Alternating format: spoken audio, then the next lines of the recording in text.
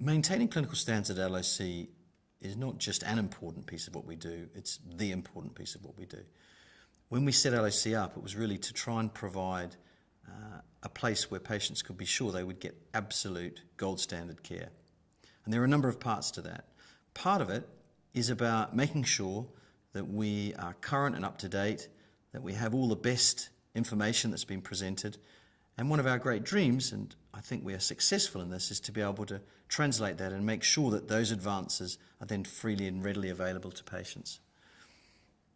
As well as that, we have an ongoing commitment to our patients to make sure that all of those standards are maintained on an ongoing basis.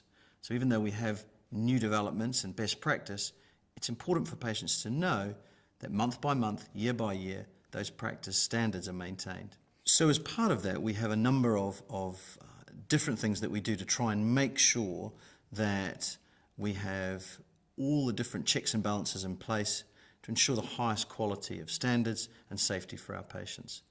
One important part of that is we have a committee called the Clinical Governance Committee, and I chair that committee, and it's made up of all the leading specialists that work here at LOC, and we meet together on a monthly basis, and that committee does a number of things.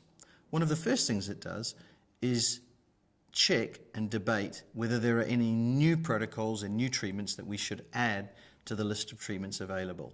And that's quite a thorough process. We don't just take any treatment that's come up, we debate it, we look at all the evidence, and the specialists in the clinic who are particularly focused in that area give their view.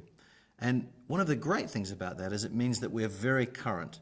So for example, if there's some very exciting results that are presented at one of the main meetings in the world, we know very quickly and are able to implement those and have them available for our patients.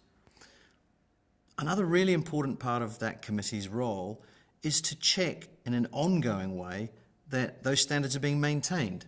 So for example, are there any times when there is a breach of standards, when things haven't gone as well as we might have wanted them to?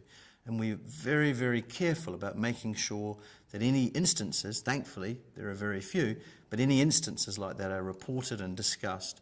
And that's all part of what we feel is critical to maintaining good practice.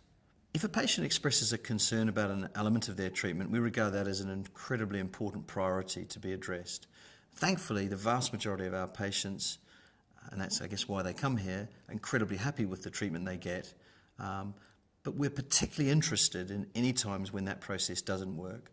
If a patient has a complaint or a problem or a worry, we very carefully look into that. Usually that will involve an audit of what's happened in their care.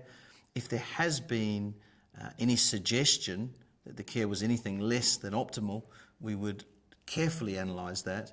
And sometimes, and often it involves then going back and discussing that with the patient, we feel actually that the care has been very good. Perhaps the issue might have been one of communication.